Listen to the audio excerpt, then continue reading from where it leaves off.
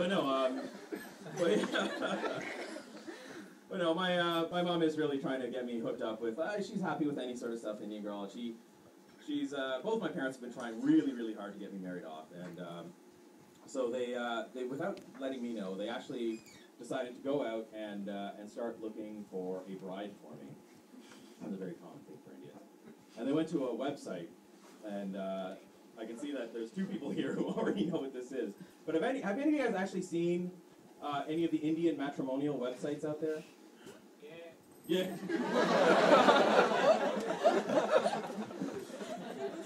That's very, very I mean, so she put a profile of me up on this site.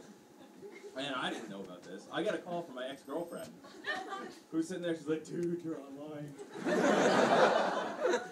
I'm sitting there, I'm like, yeah, I'm working, you know, like, of course, I'm online, what's the problem with that? She's like, no, you're online. And she tells me about the site, I'm like, what?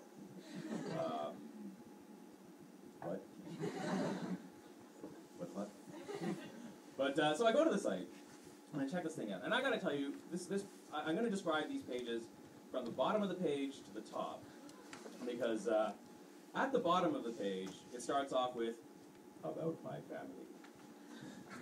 Father works for University of Ottawa, is a full professor, associate dean, makes over $100,000 Canadian per year, which is more money than you can count. He's doing very, very well, has a PhD from Cornell, Ivy League school, very good. Mother is retired medical professional working in cardiology research and cardiac OR nurse. She is doing fantastic, but she is on disability. Feel bad for her. Has one brother living in the States, Washington, D.C., working for American government. Pity him. He is married, one wife only. Has 2 children, aged 6 months and 0. And, he is working at National Institute for Health. Wife is working as court stenographer. We don't know what that is.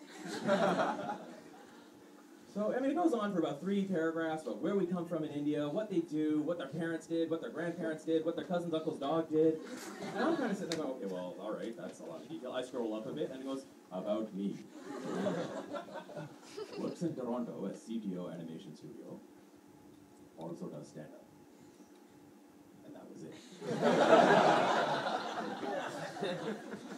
Then it goes to about my preferred partner.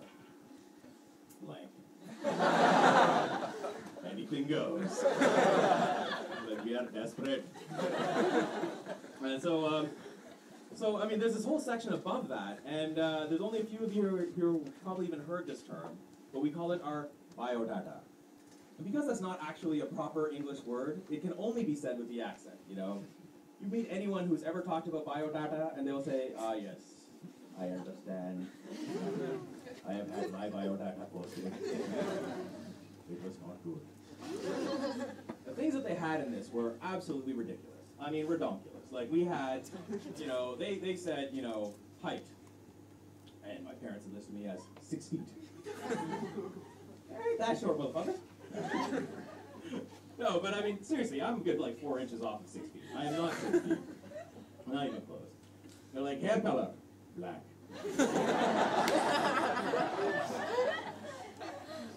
They had they had a really great one. They're like, Bill was athletic. Okay, now, why has everybody got to laugh at that one? Like, if I was a sumo wrestler, I'd be athletic, you know. But the best one, the best piece of biodata that there was the fact that some guy's repeating the word. He's like, biodata. I sound like an Indian.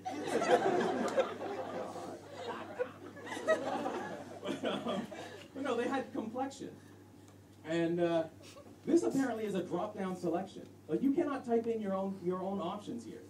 So the only thing that they had selected for me was wheatish brown. I don't know what the fuck wheatish brown is. If you took wheat and you stuck it in the toaster for an hour, I might be wheatish brown. But I'm a dark motherfucker. All right? I'm one of those people that when you turn off the lights, I close my eyes, all you can see is my hair. but one person just got that. But no, I mean, I got kicks out of that because it made me wonder, like, what were the other options? You look like shit. Chocolate. Bake your pick.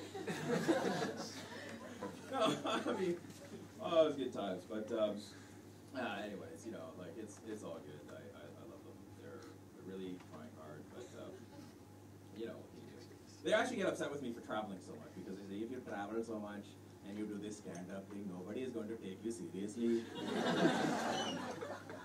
That's kind of the point, Mom.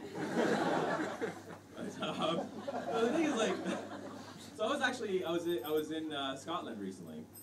I was doing the comedy festival in Edinburgh. Anybody here from Scotland? Thank God. Because the Scottish people, there are still Scottish people who walk around in the kilts. And for any of you who don't know what a kilt is, it's those little man skirts, right? With a codpiece. And so the thing that freaks me out about the kilts is that they don't wear anything underneath it.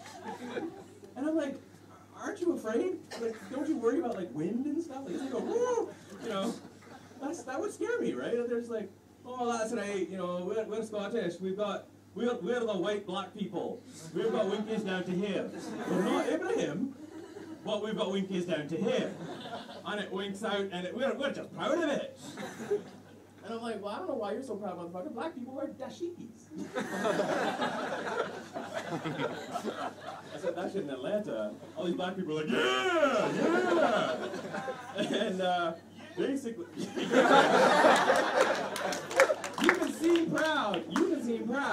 But remember, brown people wear turban. We wrap that shit around our heads. Ladies and gentlemen, that's my time. Thanks so much.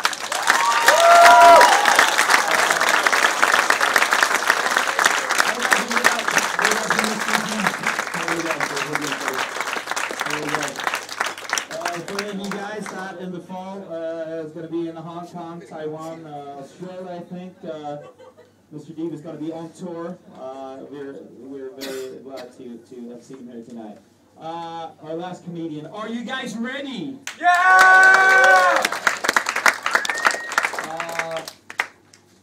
A handsome man, a beautiful man, a funny man.